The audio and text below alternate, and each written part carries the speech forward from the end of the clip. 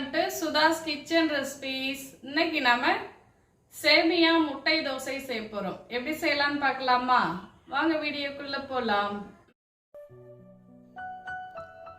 இப்போ நம்ம stove on பண்ணி ஒரு பேன்ல தண்ணீர் கொதிக்க வச்சிருக்கோங்க. 250 கிராம் சேமியா எடுத்து வச்சிருக்கோங்க, வறுத்த சேமியா.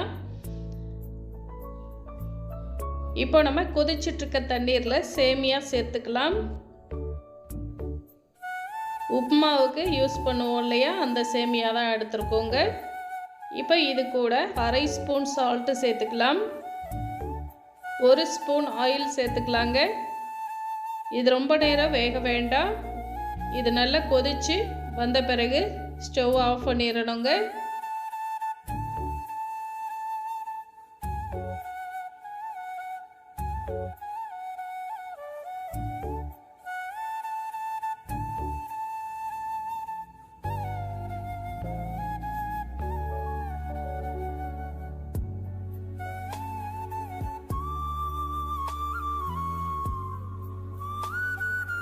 இப்போ நல்லா கொதிக்க ஆரம்பிச்சிருச்சு பார்த்தீங்களா? இப்போ நம்ம ஸ்டவ் ஆஃப் பண்ணிடலாங்க. இப்படியே நம்ம 2 நிமிஷம் விட்டுறலாம். சேமியா நல்லா வெந்து வந்துடுங்க. இப்போ இது போல் செய்கிறப்போ நமக்கு சேமியா நல்லா உதிரியாகவும் நல்லா சாஃப்டாகவும் கிடைக்குங்க.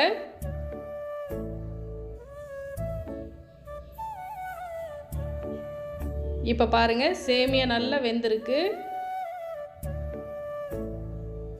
இப்போ நம்ம ஃபில்டர் பண்ணிக்கலாங்க.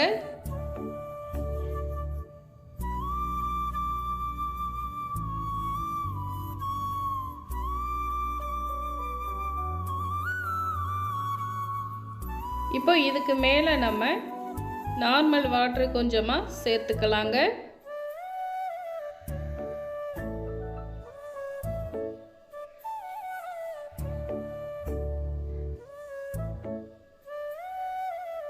இப்போ இது நல்லா ஆறி வரட்டுங்க. இப்போ நம்ம 2 பச்சை மிளகாய் பொடியாக கட் பண்ணி வச்சுருக்கோங்க.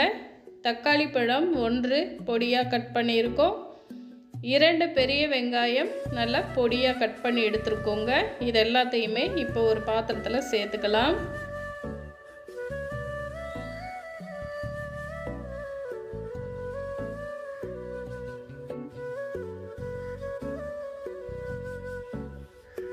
இப்போ நம்ம 6 முட்டை எடுத்து வச்சுருக்கோங்க.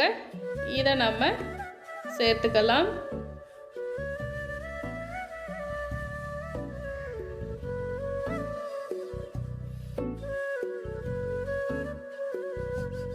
இப்போ ஆற வச்சுருந்தோம் இல்லையா சேமியா, அதை சேர்த்துக்கலாங்க. பாருங்கள் எப்படி உதிரியாக நல்லா சாஃப்டாக இருக்குது.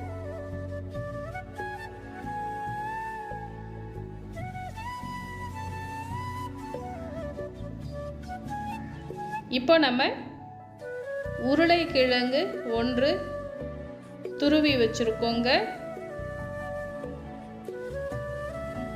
அதையும் சேர்த்துக்கிட்டோம். இப்போ இதை நல்லா கலந்துக்கலாம். இது கூட நம்ம கொஞ்சம் மசாலா சேர்க்கணுங்க. அதுக்கு முன்னாடி கொஞ்சம் லைட்டாக கலந்து எடுத்துக்கலாம்.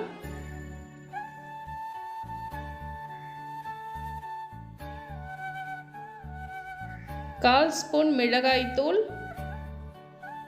சிறிதளவு மஞ்சள் தூள், அரை ஸ்பூன் மிளகு தூள், அரை ஸ்பூன் சால்ட்டு சேர்த்துக்கலாங்க.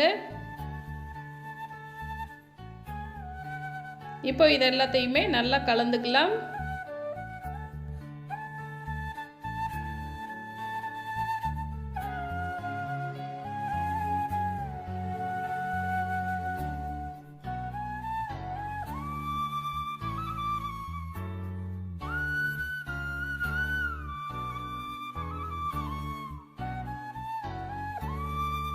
சேமியா முட்டை நல்லா அடித்து எடுத்துட்டோம். இப்போ நம்ம ஸ்டவ் ஆன் பண்ணி ஒரு தவா வச்சுருக்கோங்க. இப்போ நம்ம தோசை ஊற்றிக்கலாம்.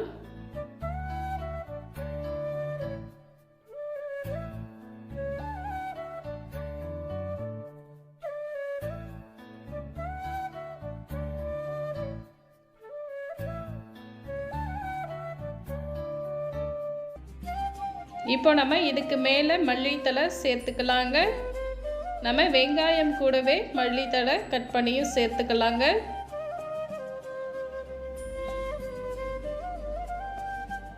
இப்போ இதுக்கு மேலே ஆயில் சேர்த்துக்கலாம். நீங்கள் நெய் கூட சேர்த்துக்கலாங்க. இப்போ ஒரு பக்கம் வெந்ததும் திருப்பி விட்டுக்கணும்.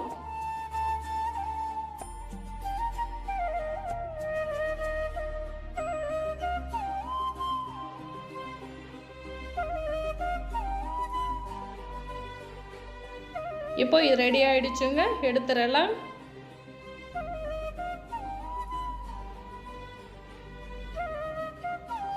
இப்போ இதே போல் அடுத்த தோசையுமே நம்ம ரெடி பண்ணி எடுத்துக்கலாங்க.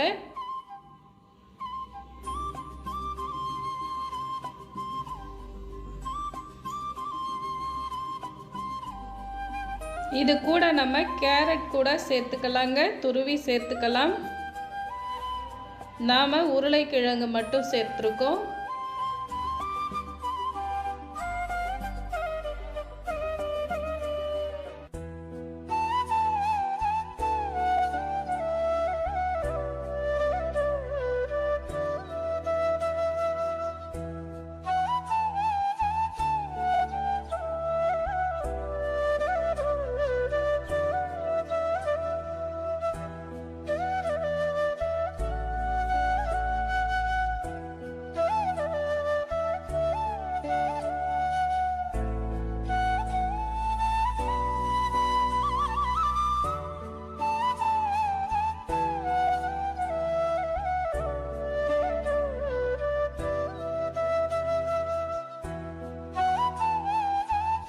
இப்போ பாருங்கள், சேமியா முட்டை தோசை எவ்வளோ சாஃப்டாக இருக்குது, எவ்வளோ சூப்பராக இருக்குது பாருங்கள். கண்டிப்பாக நீங்கள் இதை ட்ரை பண்ணி பாருங்கள். ரொம்ப டேஸ்ட்டாகவும் சூப்பராகவும் இருக்கும். இது சேமியா முட்டை தோசையா அல்லது சேமியா முட்டை ஆம்லேட்டான்னு நீங்கள் கமெண்ட் பண்ணுங்கள். ரொம்ப டேஸ்ட்டாக இருக்கும், ட்ரை பண்ணுங்கள். தேங்க்யூ.